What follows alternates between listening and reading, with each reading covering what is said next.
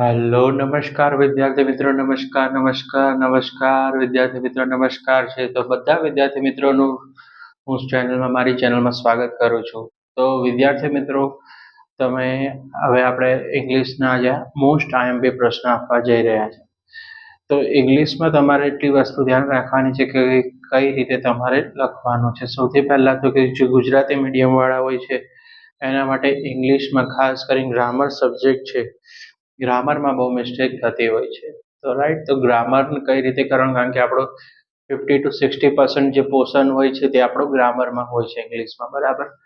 એમાં એસે આવી ગયો, ઈમેલ રાઇટિંગ છે, પછી ફંક્શન છે, બરાબર, ડાયરેક્ટ ઇનડાયરેક્ટ સ્પીચ છે, ક્લિયર છે. પછી છે તો એ બધું આપણે કઈ રીતે જનરલથી કવર કરી શકીએ. તો આજના આપણે જે સેશન છે, જે આજનો આપણો જે વિડીયો છે, એનો એક જ બનાવવાનો ઉદ્દેશ છે કે સ્ટુડન્ટને સારા એવા માર્ક્સ મેળવી શકે, બરાબર. તો વિદ્યાર્થી મિત્રો, ચેનલ પર પહેલી વાર આ ચેનલને સબસ્ક્રાઇબ કરી દેજો. વિડીયો પસંદ આવે તો વિડીયો તમારા મિત્ર સુધી શેર કરી દેજો. મોસ્ટ આઈએમપી એસે આપવા જઈ રહ્યો છું, આ એસે કરી લેજો નિબંધ તમને, જેથી તમને 6 માર્ક્સ છે, રાઈટ, એ તમને મળી શકે, બરાબર. અને નિબંધમાં લખતી વખતે થોડું ધ્યાન રાખવાનું કે મુદ્દા અનુસાર તમારે નિબંધ લખવાનો રહેશે, બરાબર. પોઈન્ટ કરેલા હશે, પોઈન્ટ આપેલા હશે, એટલે નિબંધમાં તમારે એ મુજબ જ કરવાનું હોય છે, બરાબર. તો વિદ્યાર્થી મિત્રો, આપણે હવે વિડીયો સ્ટાર્ટ કરીએ. તમારો ટાઈમ પણ બચાવવો જરૂરી છે. તો સૌથી પહેલા આપણે વાત કરીશું કે સેવ ધ એન્વાયરમેન્ટ, બરાબર.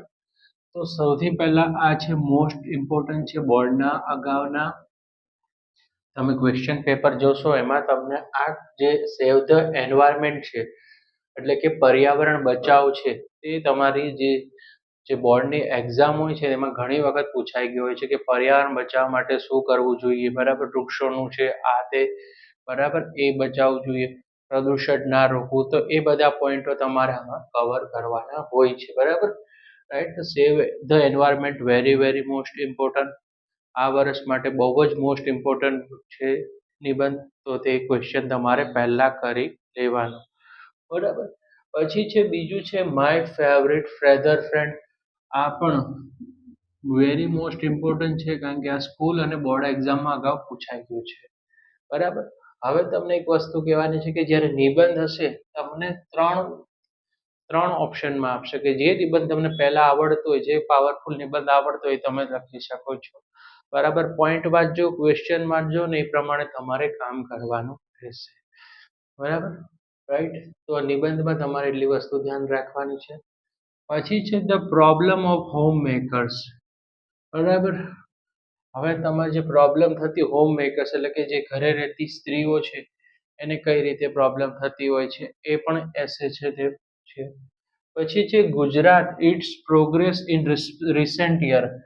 તો આ વેરી મોસ્ટ ઇમ્પોર્ટન્ટ આ વખતે એસે પૂછાઈ શકે છે, કારણ કે આપણે ગુજરાત છે અત્યારે ખૂબ જ પ્રગતિ કરી રહ્યું છે. માય સ્ટેટ ઓફ ગુજરાત તરીકે પણ પૂછી શકે છે. અગાઉના પ્રીવિયસ યર પેપરમાં પૂછાઈ ગયું છે, તો આને પણ મોસ્ટ ઇમ્પોર્ટન્ટ કહેજો, બરાબર. કે આપણે ગુજરાતમાં અલગ અલગ જીઆઈડીસી છે, ફેક્ટરી છે, બરાબર, અલગ અલગ રોડો બન્યા છે. તો ગુજરાતે ખૂબ જ પ્રગતિ કરી છે. એજ્યુકેશન સેક્ટર હોય તમારી, બરાબર. તો આ બધું પણ તમારે જે ગુજરાત વિષય છે આ એસે ખાસ કરજો, આ વખતે પૂછાવાના ચાન્સીસ છે વિદ્યાર્થી મિત્રો, રાઈટ. પછી છે ધ બ્લેસિંગ ઓફ સાયન્સ. હવે સાયન્સ અને ટેકનોલોજી છે, આ ટાઈપનું પણ પૂછાઈ શકે છે. સાયન્સે ખૂબ તરક્કી કરી છે, બરાબર. તો એનો પણ તમારે સૌથી પહેલા ઇન્ટ્રોડક્શન લખવાનો રહેશે. એસે લખતા હોય તો તમારે એનો ઇન્ટ્રોડક્શન લખવો પડે, પોઈન્ટ મુજબ કામ કરવાનું છે. તો બ્લેસિંગ ઓફ સાયન્સ છે એ પણ ઇમ્પોર્ટન્ટ એસે છે, રાઈટ વિદ્યાર્થી મિત્રો. પછી છે માય ડ્રીમ ઓફ રોબર્ટ. હવે તમારું આ ચેપ્ટર નંબર 2 છે એનાથી છે, એટલે તમે શોર્ટ નોટ તૈયાર કરતા હોય તો એક બે વખત આને રીડ કરી લો. પ્રીવિયસ યરના પેપરમાં પૂછાઈ ગયું છે માય ડ્રીમ રોબર્ટ, બરાબર.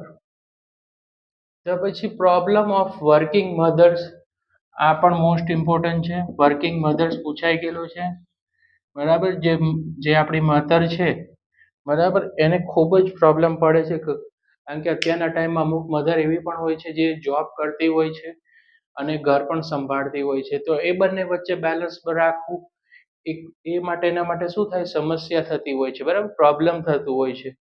કારણ કે અત્યારે તમે જોશો તો નાના છોકરા હોય છે, ફેમિલીને પણ સાચવતી હોય છે મધર. તો આ બંને જે પ્રોબ્લેમો છે, તમારે ગુજરાતીમાં તમને આવડતી હશે કે મમ્મીને કઈ સમસ્યા થાય છે વર્કિંગ મધર તરીકે, બરાબર, જે કામ કરતી હોય, જોબ કરતી હોય કે બિઝનેસ ચલાવતી હોય, પણ તમારે આપણે આ વખતે ઇંગ્લિશમાં લખવાનું છે. એટલે ઇંગ્લિશમાં સૌથી પહેલા ધ્યાન રાખવાનું, ગ્રામેટિક મિસ્ટેક ના ચાલે, બરાબર. એટલે એના મુજબ જે પોઈન્ટ આપ્યા છે એ મુજબ તમારે લખવાનું હોય છે. તો આ વસ્તુ તમારે ધ્યાનમાં રાખવાની હોય છે. પછી ટ્રીઝ અવર બેસ્ટ ફ્રેન્ડ, તો આ વખતેનું મોસ્ટ આઈએમપી એસે તમે કહેતા હોય તો trees our best friend, very very most important. Trees વિશે તમારે જણાવવાનું છે. એમાં પોઈન્ટ આપ્યા છે કે ટ્રીઝ છે તે આપણને સૌથી પહેલા તો મેડિસિન આપે છે, ફ્રૂટ્સ આપે છે, આપણને ઓક્સિજન આપે છે, બરાબર, રાઈટ. આપણને પછી છે છાયો પણ આપતું હોય છે, અને જે આપણું જે ટેમ્પરેચર હોય છે એને પણ શું કરે છે, બેલેન્સિંગ કરે છે આપણે, રાઈટ. ટ્રીઝ વિશે ઘણું બધું લખી શકો છો, ફર્નિચર છે, આ તે, બરાબર. તો વૃક્ષવાળો નિબંધ તમને ખબર જ છે કે ગુજરાતીમાં પણ પૂછાતો હોય છે, તો ઇંગ્લિશ સબ્જેક્ટ છે તો એમાં પણ પૂછાવાના પૂરેપૂરા ચાન્સીસ છે. તો trees our best friend, save environment, problem of home makers, અને વર્કિંગ ઓફ, પછી જે પ્રોબ્લેમ ઓફ વર્કિંગ મધર્સ, આ એસે ખાસ કરી લેજો. માય ફેવરિટ ટીચર, હવે તમને કોઈ ટીચર ગમતા હોય એનો પણ એસે પૂછાઈ શકે છે, બરાબર. જેમ કે કોઈ ઇંગ્લિશ ટીચર હોય, મેથ્સ ટીચર હોય, અમુક ટીચર તમને ખૂબ જ ગમતા હોય તમારે, કારણ કે ટીચર છે તમને કરિયરનું ગાઈડન્સ પૂરું પાડતા હોય, તો એનો પણ તમને એસે પૂછી શકે છે. ને એ એસે એકદમ ઇઝી પડે છે, કારણ કે ટીચર છે એ તમારા ડેલી ટુ ડેલી લાઈફમાં 6 to 7 hours તમારી જોડે રહેતા હોય છે. તો એનો એસે ખાસ તમારે તૈયાર કરવાનો, અને બહુ ઇઝી પડે, તમારા ટીચર વિશે તમને લખતા આવડતું જ હોય છે, બરાબર. પછી છે માય એમ્બિશન, બરાબર. માય એમ્બિશન અગાઉ બોર્ડની એક્ઝામમાં પૂછાઈ ગયેલું છે કે મારી મહત્વકાંક્ષા, હું શું બનવા માંગુ છું, ક્રિકેટર છે, ડોક્ટર છે, એન્જિનિયર, ફૂટબોલર, રાઈટ. તો એના વિશે લખવાનું હોય છે વિદ્યાર્થી મિત્રો. તો સૌથી પહેલા ખાસ સેવ એન્વાયરમેન્ટ કરી દેજો, નંબર 1 મોસ્ટ ઇમ્પોર્ટન્ટ છે, બરાબર. પછી છે માય ફેવરિટ ફ્રેઝર ફ્રેન્ડ, એ 2 થી 3 વખત પૂછાઈ ગયેલો છે. પછી છે તમે કહું કે કયો કીધો તમે, તમને આ રહ્યો question, my state of Gujarat, એ પણ વેરી મોસ્ટ ઇમ્પોર્ટન્ટ છે. અને પ્રોબ્લેમ ઓફ વર્કિંગ મધર્સ, અને માય ફેવરિટ ટીચર, રાઈટ. અને હા, એક આ પણ તૈયાર કરી લેજો, સાયન્સ એક્ઝિબિશન વિઝિટ કરેલું હોય, વિઝિટ ટુ સાયન્સ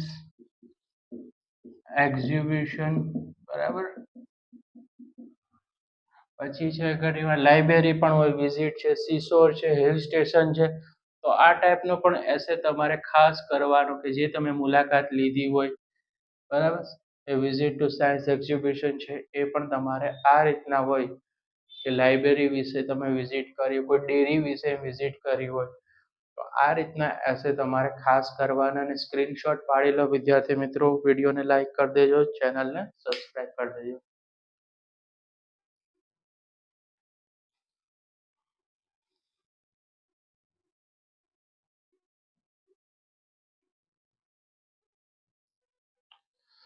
વિદ્યાર્થી મિત્રો, હવે આપણે જોશું ઈમેલ રાઇટિંગ છે. જે ઈમેલ રાઇટિંગ છે તમારી સેક્શન ઈમાં આવશે, 5 માર્ક્સનું હશે. ઈમેલ રાઇટિંગ 40 વર્ડ્સમાં લખવાનું હોય છે. તમને જે ઈમેલ હોય છે એ લાંબુ નિબંધ જેવું લખવાનું હોતું નથી. સૌથી પહેલા ફ્રોમ હોય છે, ટુ હોય છે, અને સબ્જેક્ટ હોય છે, અને મેટર તમારે લખવાની હોય છે. જે પહેલા આપણે પત્ર લેખન લખતા એની જગ્યાએ હવે આપણે ઈમેલ રાઇટિંગ આવે છે, બરાબર. પહેલા લેટર આવતું, પછી જે આપણી જે પેટર્ન છે, જે એક્ઝામની ચેન્જ થઈ 2019 પછી, 2018 કે 19 પછી, ત્યારથી તમને ઈમેલ રાઇટિંગ આપે છે, બરાબર. ઈમેલ એટલે એક પ્રકારનું, એને તમારે ફ્રોમમાં લખવાનું હોય, ટુ અને સબ્જેક્ટ, તમે કોને અનુસારમાં લખો છો એનું તમને, બરાબર, લખવાનું હોય છે ઈમેલ રાઇટિંગમાં, બરાબર, રાઈટ. તો સૌથી પહેલું છે આપણે જોશું કે ઈમેલ રાઇટિંગના અથવામાં આવે છે રિપોર્ટ રાઇટિંગ. જો કોઈ વિદ્યાર્થીને ઈમેલ રાઇટિંગ નથી આવડતું તો તમે રિપોર્ટ રાઇટિંગ લખી શકો છો, બરાબર, રાઈટ, જેને આપણે અહેવાલ લેખન કહીએ છીએ. તો જેમાંથી તમને બે ઇઝી લાગે તે કોઈ પણ તમે ચૂઝ કરી શકો છો, રાઈટ. તો સૌથી પહેલા આપણે જોશું કે Ram writes to email to his cousin Sam. બરાબર, Ram write to email to his cousin Sam on sam321@gmail.com telling him about to Diwali celebration. એટલે તમને ખબર પડી કે સબ્જેક્ટ શું છે? દિવાળી સેલિબ્રેશન છે, બરાબર. દિવાળી સેલિબ્રેશન હોય, પછી તમે હોસ્ટેલમાં જે ડિફિકલ્ટી ફેસ કરતા હોય એ, પછી છે તમને એક્ઝામનો ફિયર હોય એ, અને તમે એસએસસીમાં કોઈ તમારો મિત્ર છે કે કોઈ તમારો ભાઈ છે એને ટોપ કર્યું છે, એને તમે એને ઈમેલ લખો છો બધાએ આપતો, બરાબર, એને કોંગ્રેચ્યુલેશન કરતો, એ ટાઈપના ઈમેલ ખાસ કરવાના વિદ્યાર્થી મિત્રો. એ તમારી બોર્ડની એક્ઝામમાં પૂછાય 110% પૂછાતા હોય છે, રાઈટ. પછી ઘણીવાર ડ્રેનેજ ફેસિલિટી પ્રોબ્લેમ હોય, જેમ કે કોઈ સોસાયટી હોય તેમાં ડ્રેનેજને લઈને તો વીએમસી હોય, આપણે વડોદરા છે તો કે વીએમસીને એટલે કે વડોદરા મ્યુનિસિપલ કોર્પોરેશનને લગતો એને પણ લેટર લખવાનો હોય છે. ચોરી થતી હોય તો આપણે પોલીસ સ્ટેશન હોય, પોલીસ માટે પણ આપણે ઈમેલ લખી શકીએ હોય છે, બરાબર, રાઈટ. તો આ રીતે થોડું ધ્યાન રાખવાનું. Draft an email on behalf of Gaurav Mehta to his uncle thanking him. જો હવે અહીંયા કોને વાત કરી છે? Draft an email on behalf of Gaurav Mehta to his uncle thanking him for birthday gift. બરાબર. હવે બર્થડે લઈને એના અંકલને થેન્ક્સ કીધું છે, એને લગતો તમે ઈમેલ લખી શકો છો, બરાબર, રાઈટ. તો તમારે આ વસ્તુ ધ્યાન રાખવાની છે. પછી છે કથન writes an email to his friend. બરાબર, કથન write to email to his friend Deep. કથન છે તે કોને પત્ર લખે છે? દીપને. દીપનું પછી ઈમેલ આઈડી આપેલી હશે, બરાબર, 150@gmail.com two inform his about his preparation for SSC exam. આ બહુ જ વખત પૂછાઈ ગયેલો છે, તો વેરી મોસ્ટ ઇમ્પોર્ટન્ટ છે. એસએસસી એક્ઝામ અને દિવાળી સેલિબ્રેશન, રાઈટ. અત્યારે હોળીનું પણ સેલિબ્રેશન છે, તો હોળીને લગતો પણ ઈમેલમાં અથવા એસએમાં પૂછી શકે છે, તો આ થોડું ધ્યાન રાખજો, બરાબર. એસએસસી એક્ઝામમાં તમે એને, બરાબર, એને લગતો તમે ક્વેશ્ચન છે કે કઈ રીતે તમે પ્રિપરેશન કરો છો તૈયારી લઈને, તો એ રીતનું ઈમેલ રાઇટિંગ તમારે લખવાનો રહેશે વિદ્યાર્થી મિત્રો. ક્લિયર છે? નેક્સ્ટ પર જઈએ. Draft an email on behalf of Lakshya Thakur on who is the founder of Vanilla Eco Club. બરાબર, રાઈટ. કોણ છે આના? લક્ષ્ય ઠાકર છે, ફાઉન્ડર એટલે કે સ્થાપના કરી છે, બરાબર, સંસ્થાપક જેને આપણે ગુજરાતીમાં કહીએ. ટુ હિઝ ફ્રેન્ડ, એનો ફ્રેન્ડનું નામ શું છે? Jaymin Patel on spot07@gmail.com. આ એમની શું છે? ઈમેલ આઈડી છે. તો આ ઈમેલ આઈડી તમારે લખવાની હોય છે. ઇન્વાઇટિંગ, એમને શું કરવું છે? For the celebration. હવે એમને આમંત્રણ આપ્યું છે, શેના માટે આપેલું છે? સેલિબ્રેશન માટે, બરાબર. હવે આપણો કોઈ મિત્ર હોય ને આપણે શું કરીએ? બોલાય ને, ઇન્વિટેશન આપીએ of the world environment day. હવે જુઓ, તમને પણ એસેમાં પણ પૂછાય અને ઈમેલ રાઇટિંગમાં પણ પૂછાતું. World environment day, club at Anand. આ ક્લબ ક્યાં આવેલો છે? આણંદમાં આવેલો છે.